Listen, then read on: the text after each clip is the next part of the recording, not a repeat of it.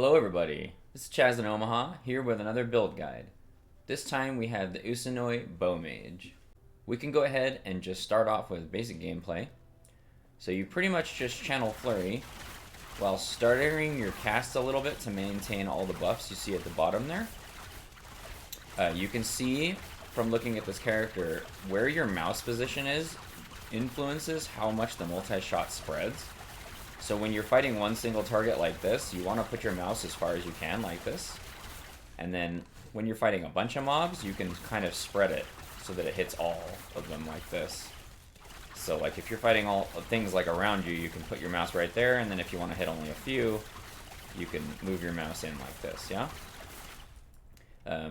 You go ahead and use Smoke Bomb for some defense and crit. You use Shift like normal just to dodge stuff. You would normally use Shift to maintain Shuriken, but as of recording this video, Shuriken shield is currently broken, so it's unusable. And then you would just go ahead and have Unspec Decoy on your bar to, bait some boss mechanics and whatnot. The strengths of this build is that it has insanely high trash clear. You can see it's really easy for me to blast, like, every single one of these dummies. If you're doing an arena, you can actually just do this. You can literally just do this if you want to, and you'll actually just kill everything. It's kind of hilarious. It's extremely simple.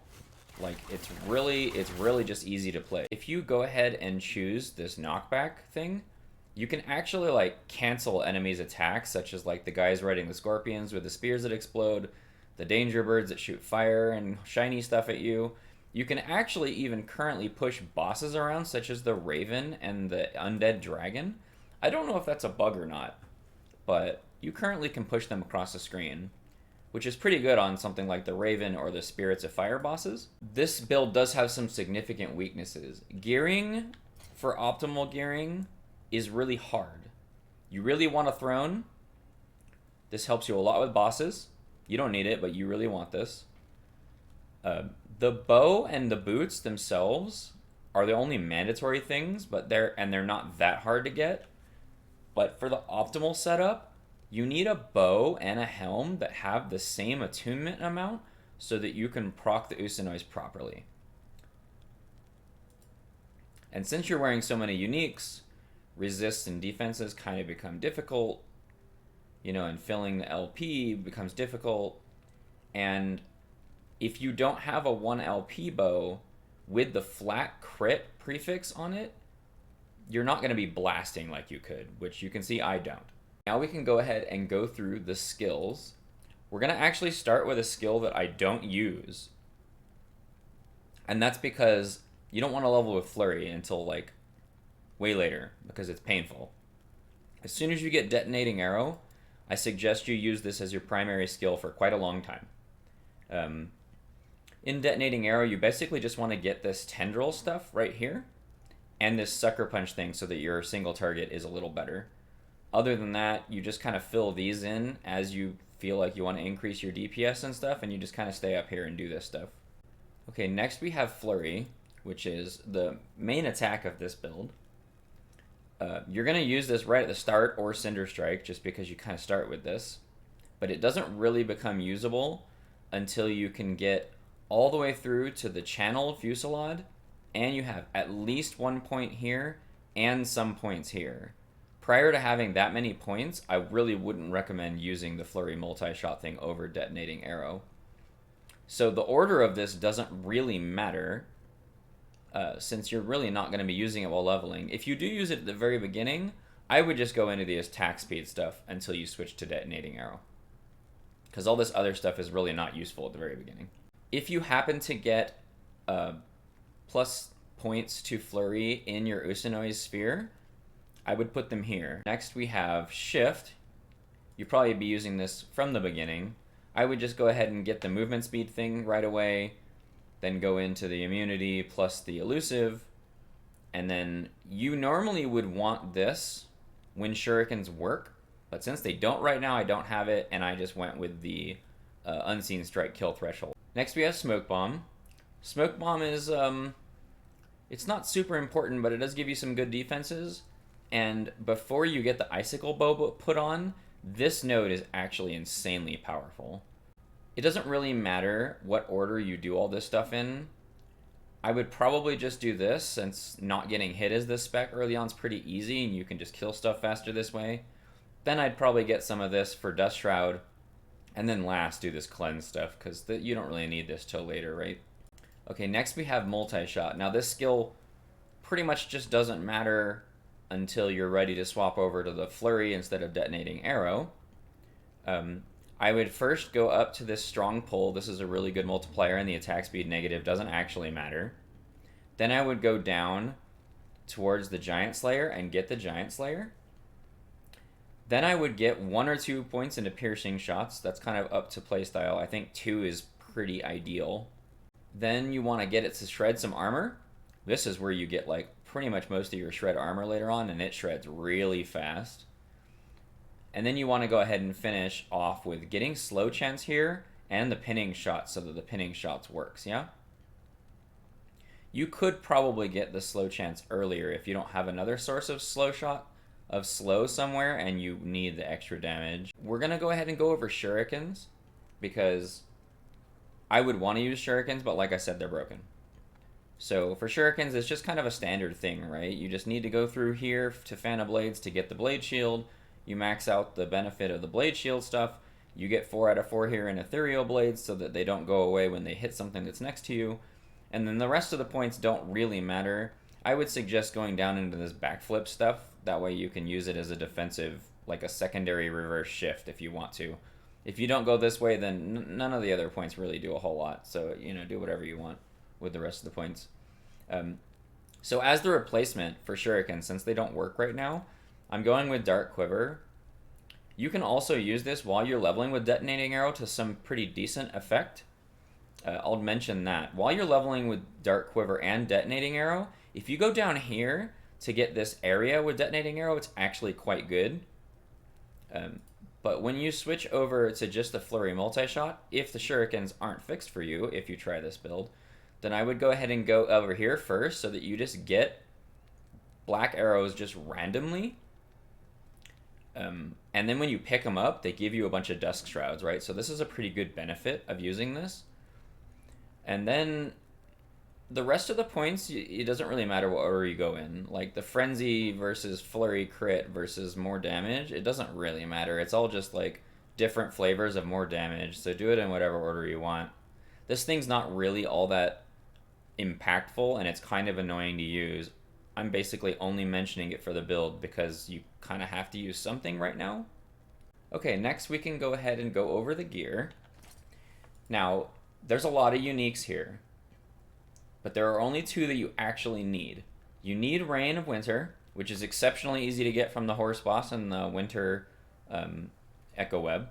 He's got a literally 50% chance to drop this.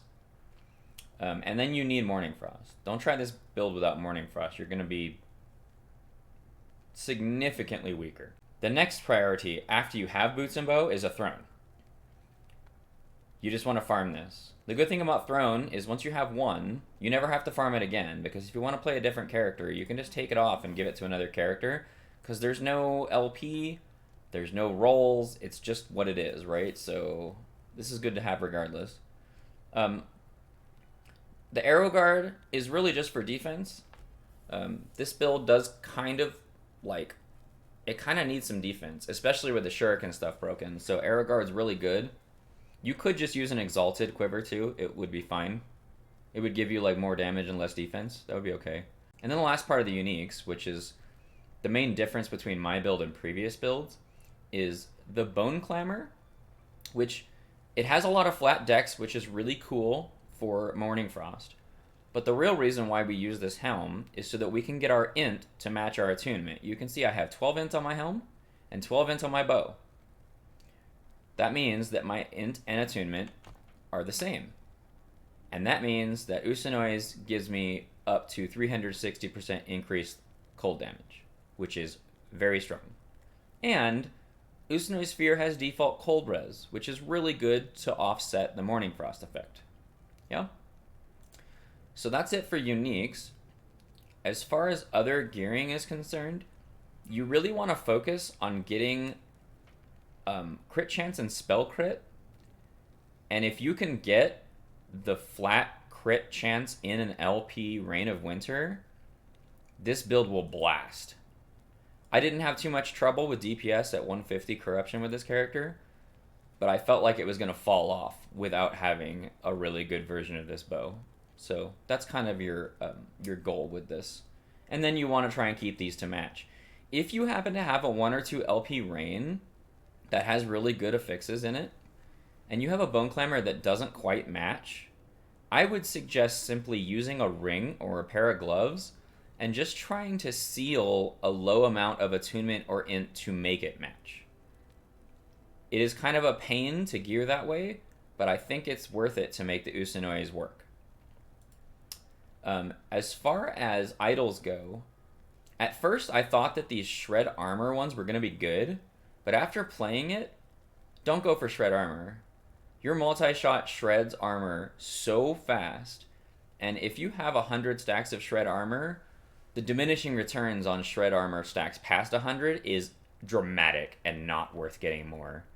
So I would just go with things like this for crit strike chance, things like this increase damage while wielding a bow, or you could honestly just fill this out with resist stuff to offset the Mourningfrost resist loss and the fact that you're using a lot of uniques. Yeah? Next we can go ahead and go over the passives, and I've kind of written down here a suggested path for passives, but you can kind of do whatever you want. Obviously the build will be in the video description, so you can just kind of look at it and do whatever you want to do. So I'd suggest with starting 8 out of 8 steady hand. You know, the health in the dex is extremely good, especially if you have Mourningfrost starting at level 7. Then you go ahead and go 2. I would go 2 here in Swift Assassin at the beginning, because this is a lot of damage at the beginning, and with a bow build, you're not going to be dying, right? Then you want to go ahead and go into 5 out of 5 dodge and parry. This amount of defense, I think, is just worth it for the glancing blow. You go all the way through here, 1-1 up to 3 out of 5 agility, and that'll put you at 20. Then you stop there for then. Then you'll start into the marksman tree. I would max out focus fire, or you can go into draining arrows. If you feel like the health gain is going to help you more than just having more damage here. If you don't have Mourningfrost, I would definitely suggest draining arrows first instead, but it doesn't really matter. Then you just have to put 1 in Assassin's Quiver and Elemental Arrows to push it to the 10 mark. Go ahead and put 4 into Woundmaker so your Crit Vuln is applied pretty quickly. At this point, your Crit Vuln application will be pretty bad, but once you get into the multi-shot, this is maxed pretty much instantaneously. Then you need to go back and basically max these out and fill in the Siege Quiver. The order you do these doesn't really matter. You just gotta like fill this in so that you can push yourself over here to Arrowstorm. You don't want 1 point in Fire and Steel until you stop using Detonating Arrow. I guess you can still do it with Detonating Arrow, but the whole point of this 1 point is to keep the 18% permanent elemental resist once you stop using Detonating Arrow, yeah? Then you can fill in Arrowstorm 4 or 5, depending on if you use this node, to push yourself up to Sharpshooter. Put 1 in here so you get Silver Shroud. Whenever you proc this Arrowstorm, get your Sharpshooter, fill in the Barrage of Pain, and then just kind of fill this stuff out. At some point, you're just going to have to decide. You're going to want to get the movement speed. You don't have to get the movement speed if you don't want to, but I would highly suggest it. And then, of course, this Dex and Glancing Blow, if you're wearing Mourningfrost, is quite a lot of offense and defense at the same time. Then eventually you come back and you're going to want to max this out for crit strike chance along with this movement DR and the damage from here. And then this is what I was filling out currently when I stopped playing the character. Alright guys, that's pretty much it for going over the character itself. I'm going to go ahead and show you a few relevant clips so you can see what the gameplay is like. Have a good one, everybody. Good call. That gives you 2 rolls, 2 25% rolls. But honestly, for the character that they're for, what do you care more about? The ward or the throwing damage? What do you guys think? Is it better to just get throwing damage gloves and lose the ward gen? There's arguments for both, I think, right? Because the throwing damage is big. But so is the ward, so I don't know. Both? Yeah, but that's not the question. That's not the question. And getting Getting both on a glove, too, is like, oh god, it's so hard.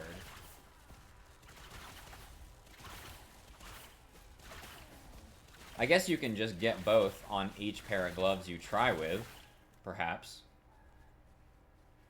You finally got your 2 cycles of putrescence. Okay. Oh yeah, you can do Ascension to get those rings pretty easily, right? That's how I would get those. Ascending rings is probably the play for those. Throw Dram is prior. Yeah, I kind of feel that way too.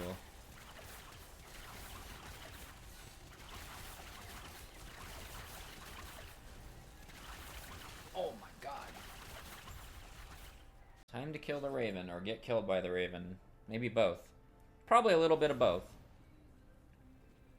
This fight's gonna be way easier than Legon, right, for this character, I think. When you have shift, I feel like when you have shift, this boss is generally pretty easy. Wait, why are you over there already? What the hell? I'm pushing him. Oh no! Oh, this is so weird. Pushing this oh no! Guys, pushing this boss is so troll. Wait, we can just keep him over there. Look at this. LOL. Just stay in the corner. Get back in your corner. You're in timeout. Oh.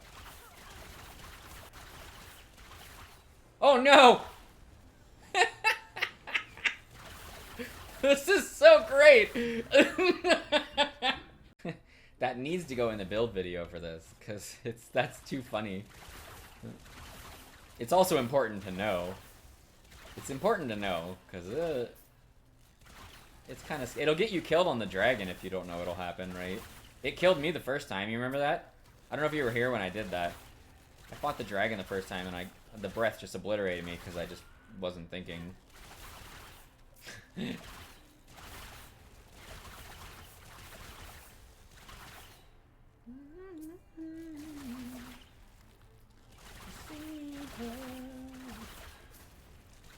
Dancing in the sand.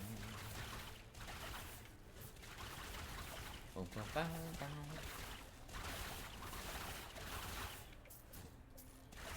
You know, I just thought about something. And I never really noticed it, but you don't get loot other than gold in arenas, do you? It just occurred to me. It makes sense, and I'm fine with it. It just, I never thought about it until just now. Knock back Big Bird. It makes it sound like Sesame Street. Bert, you're shouting again, Bert.